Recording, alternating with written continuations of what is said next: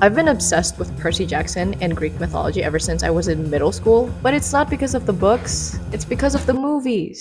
Look, I didn't know that Percy Jackson originated from books, so when I found out that they exist and that people hated the movie adaptation, of course I had to read them.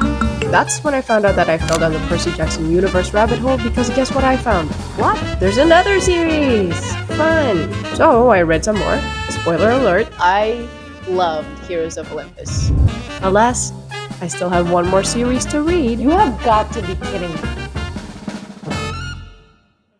This is a continuation of Heroes of Olympus, where at some point in that series, Zeus was really mad at Apollo because he did something wrong. And I'm not going to get into detail as to what he did exactly. Point is, he did something bad. His daddy got angry, so he's punishing him into being a human named. The name is hilarious. Lester. Hold on. Also, a little birdie told me that Apollo's POV is more hilarious than Leo's and Percy's, but we'll see because so far I don't agree with that statement. I mean, there are some parts here that are entertaining, but the rest of it is just, I don't know, I just find it a little bit annoying. Not gonna lie, at first I was a bit upset that Percy is not even the main character of the series anymore, or at least one of them. But given the fact that this is a continuation of Heroes of Olympus and knowing what he had to go through in that series, you know what? I totally get it. He really needs a break. I have a feeling that I'm gonna finish all these books quick because Heroes of Olympus, there were like what, at least 500 pages, and I managed to read them faster than I thought I would. Hey, party people. I'm done. Like I said, it was pretty dope in the beginning because Percy was there and the other main characters of Heroes of Olympus and Percy Jackson and the Olympians were mentioned, but then it got boring. It's like, and then. Okay, so I did say that Apollo is narcissistic, right? But the villain, though, Apollo is just self obsessed, right? But Nero, the villain, is straight up manipulative. He is probably the most manipulative character in the franchise. You know what? That's it. I have no other thoughts about this book. It's boring overall. There are some parts that are funny, but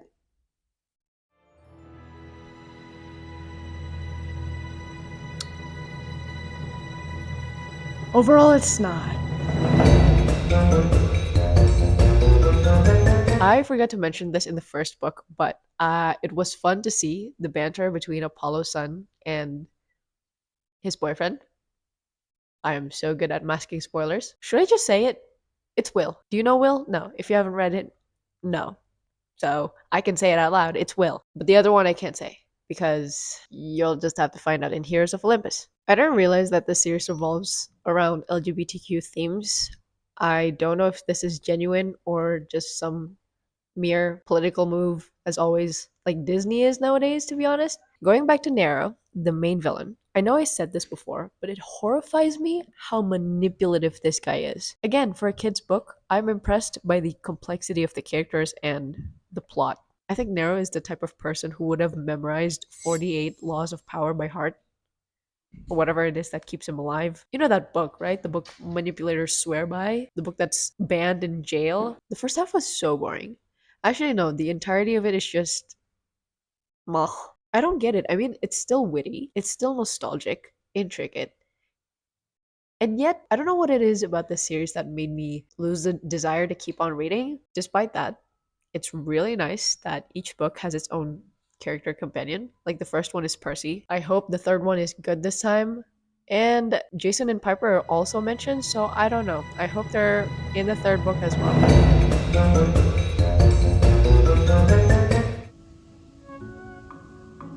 Remember that huge spoiler that I kept yapping about? It's not here.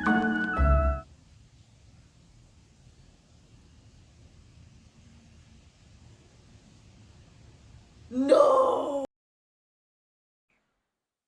It's here. On one hand, it makes sense. I mean, if that didn't happen, then it wouldn't be realistic. The world is a dangerous place for them, after all. On the other, I'm very, very, very, very, very upset. Strike three, I'm this close to DNFing the series. Do you see the gap? Do you see the gap? I'm liking the series even less now. The storyline is just too complex. And I read Heroes of Olympus. At that point, when that spoiler thing happened, I speed read until the end. Well, I kind of slowed down at some parts because some parts are interesting. It's raining here, by the way. Can you hear that? Oh man, I still have two more books to go. The reason why I still want to keep going is I've already come this far. The ending of Percy Jackson and the Olympians is foreshadowing the next series. So did Heroes of Olympus for this series. I hope this series doesn't foreshadow anything. I love the Percy Jackson series for sure, but this is too much for me to handle. I really hope that the fourth and fifth book will be decent. Oh man, we'll see. We'll see. Wish me luck. Hello, party people, it's me again. After 2 weeks of hiatus, I finally got back into reading this. I did say that in the third book, I ended up speed reading because I got so upset and bored. And then when I moved on to the fourth book, I realized that I did that again. And if I am going to speed read the whole thing, I might as well not read, right? So it was then I realized that I have gotten in a reading slump. So much so that I ended up clearing most of my TBR list, I kid you not. So if any one of my friends who have recommended me books and you're watching this, I may or may have not have deleted your recommendation off your to-do list. Off my TBR list. I am sorry. Also not sorry. I just had to. I was overwhelmed. I had to do it. You get it. My reading slump was so bad. I ended up watching a lot of movies, a lot of TV shows, a lot of YouTube videos. It's exactly why I made this video. Anyways, that little 2 week break gave me the strength to finally read this book. And by some miracle, it's not as bad as the first three. Finally! Finally! The beginning was depressing because of the biggest spoiler in the third book and one of the biggest reason I almost DNF'd the series. But then I don't know what makes this book decent than the oh hello and better than the first three. I don't know what it is about it. Maybe because it's familiar? I don't know. It's just the fourth book is just more interesting. Does that mean I love it? No, it's alright. And finally I get to see Frank. I miss Frank. And he grew up so fast. Physically and mentally. He used to be this awkward, insecure kid who has confidence issues. But now he's like really, really confident and not in a pretentious way. Not that it's bad. I don't know. Sometimes being pretentious on being confident is bad unless you're faking it till you're making it. I heard that that's a nice method to become confident. I don't know. But what I mean is he gained confidence because he's acknowledged his weaknesses, his limits, and he sort of made peace with it and I guess use it to his advantage. And that's how he's become so confident in his own skin. Although he is still a bit awkward at times, and that's fine. That's fine. Everybody's awkward. Don't worry, he's not the only person whose character has developed. And of course, Apollo, aka Lester, he's becoming a better person now. And now I understand why Apollo's POV is hilarious. In the beginning, it was really egotastic. Maybe that's why I didn't like it. But now his jokes are more self-deprecating. And not that it's funnier that way, but there are just more jokes that are funny, okay? And not all of them are self-deprecating. Although most of the jokes here are self-deprecating. You know what? You'll know if you read. Now, there are some moments that made me glad I did not DNF the series. This was the moment I realized that Trials of Apollo is relatively a new series. The first book came out in 2015. It's not that was 9 years ago. Anyways, the fourth book came out in 2018, and I realized that because there's this scene where there's a huge battle going on, and Frank told the guardian of this huge sacred place to open up the barriers so that the enemies can come in. And then the guardian is like, why? This guardian is very, very old, by the way, from the ancient times old. And Frank said this one line that I never would have expected in a Percy Jackson book. He said, okay, we gotta open the barrier thing because we're gonna do the Wakanda thing. The Wakanda thing. Black Panther came out in what, 2018? And Riordan has already used this reference here. I did not see that coming. I was stunned.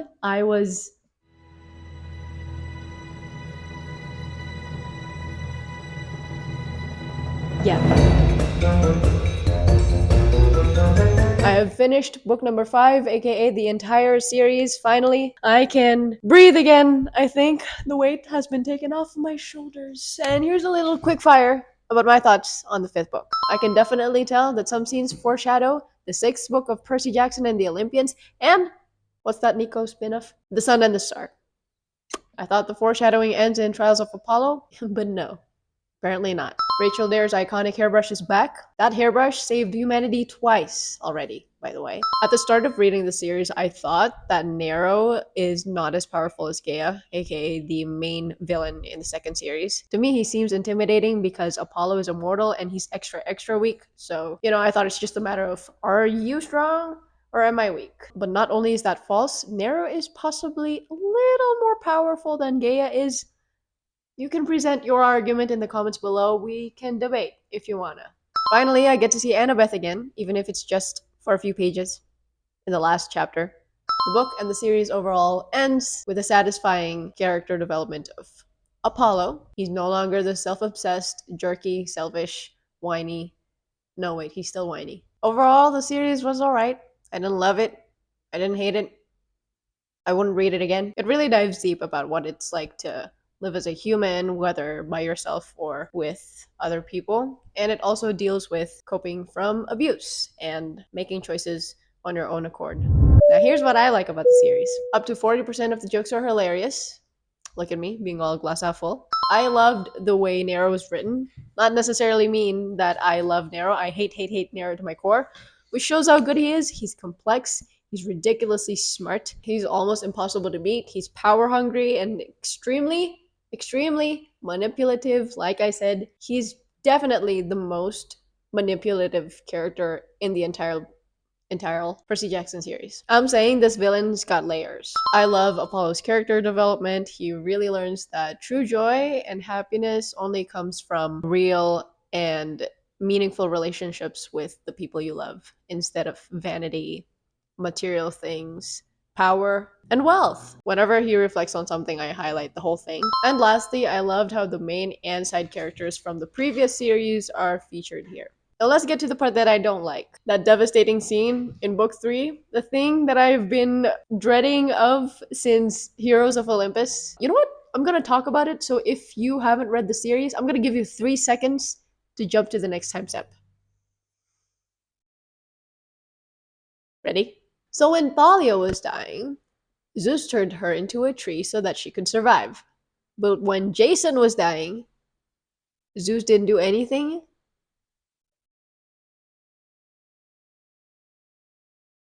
Unacceptable. Unacceptable. I want to say Apollo is annoying because the entire time he's very whiny, but to be fair, that is how the character is supposed to be written. Also, the haikus are terrible, but then again, that's his running gag. It's mostly boring. I got so bored reading the whole thing, felt like a chore many times, multiple times. I attempted to DNF the series. I think the plot is too long. It feels dragged. I feel like if it's a trilogy, it would be better. Okay, this last one may be controversial, so let's be adults here and listen very carefully before you respond. This series includes LGBTQ plus and some feminism themes. Normally, I don't mind because the story then becomes more realistic that way.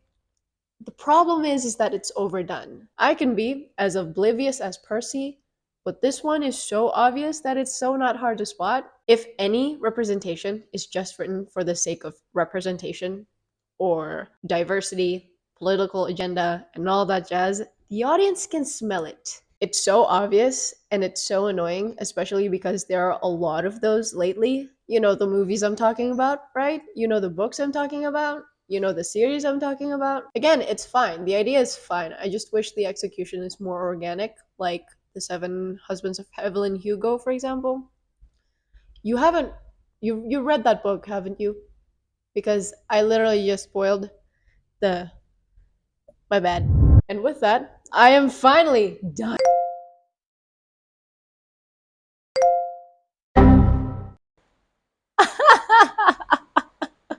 You know what? I've had enough. Honestly, if I were 12, I'd definitely still be down to reading more Percy Jackson books, but now I can't anymore. I'm ready to move on to other books.